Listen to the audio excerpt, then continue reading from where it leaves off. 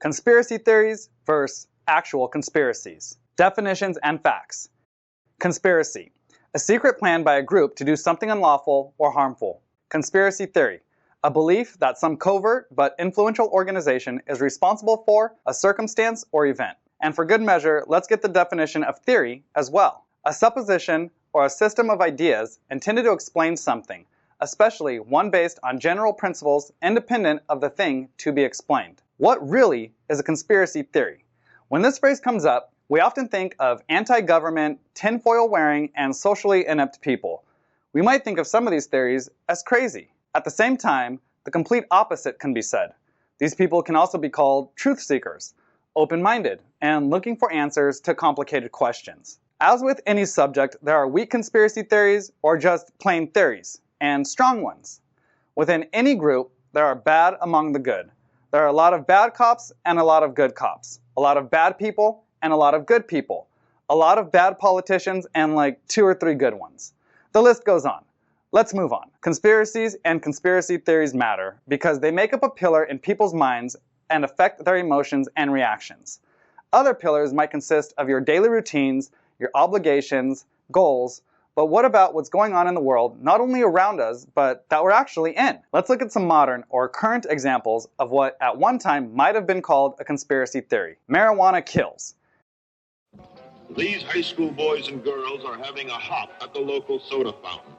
Innocently they dance. Innocent of a new and deadly menace lurking behind closed doors. Marijuana, the burning weed with its roots in hell. In this film, you will see the ease with which this vicious plant can be grown in your neighbor's yard, rolled into harmless-looking cigarettes, hidden in an innocent shoe or watch case. If you want a good smoke, try one of these. You will meet Bill, who once took pride in his strong will as he takes the first step toward enslavement. Of course, if you're afraid.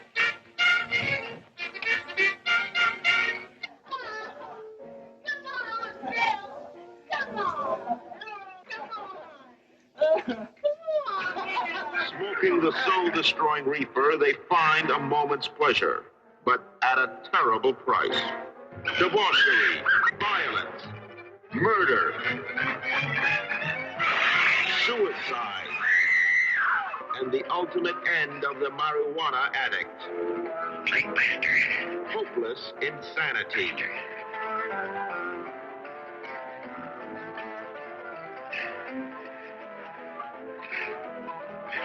See this important film now,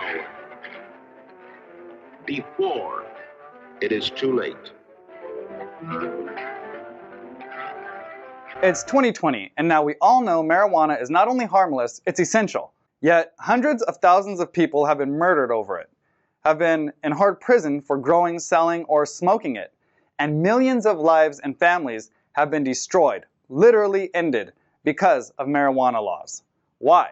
Why did all of this have to happen? To keep power? To be able to have laws not based on race, but on the use of something? Then vilify it to the point that being involved with it in any way is, if it comes down to it, punishable by death? And then enforce those laws explicitly in targeted areas? COINTELPRO.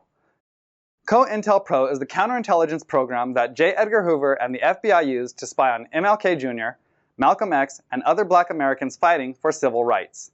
The program was secret until 1971 when the Citizens Commission to investigate the FBI burgled, I think they mean burglared, an FBI field office in Media, Pennsylvania, took several dossiers and exposed the program by passing this material to news agencies. The boxing match known as the Fight of the Century between Muhammad Ali and Joe Frazier in March 1971 provided cover for the activist group to successfully pull off the burglary. Muhammad Ali was himself a COINTELPRO target due to his involvement with the Nation of Islam and the anti-war movement. Many news organizations initially refused to publish the information. Within the year, Director J. Edgar Hoover declared that the centralized COINTELPRO was over and that all future counterintelligence operations would be handled on a case-by-case basis.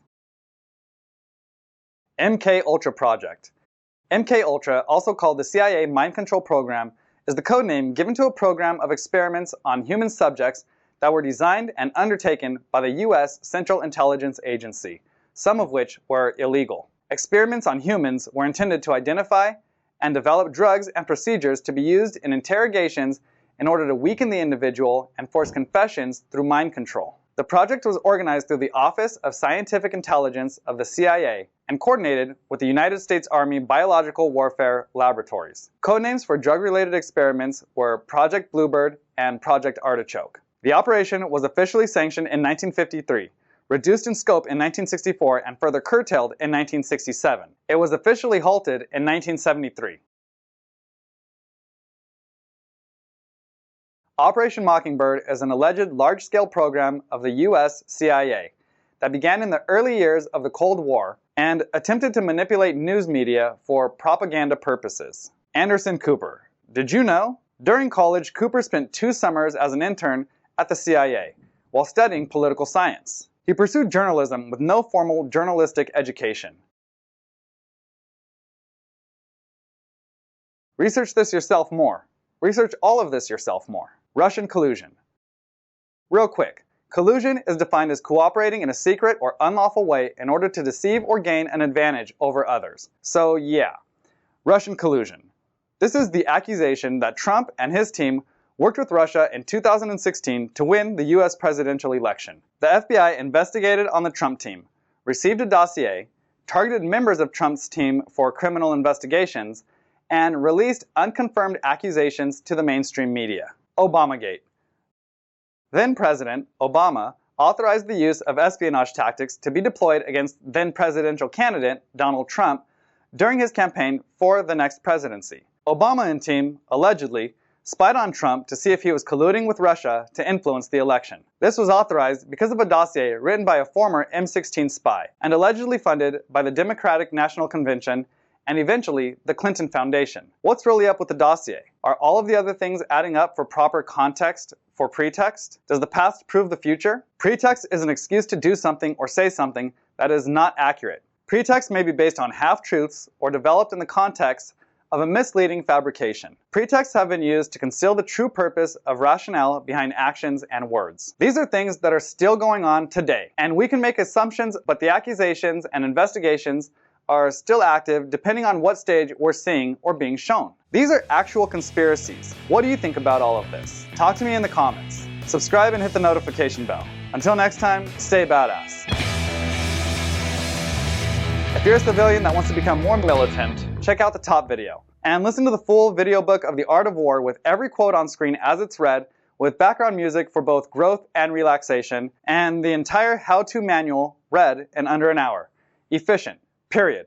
Just click on the bottom video.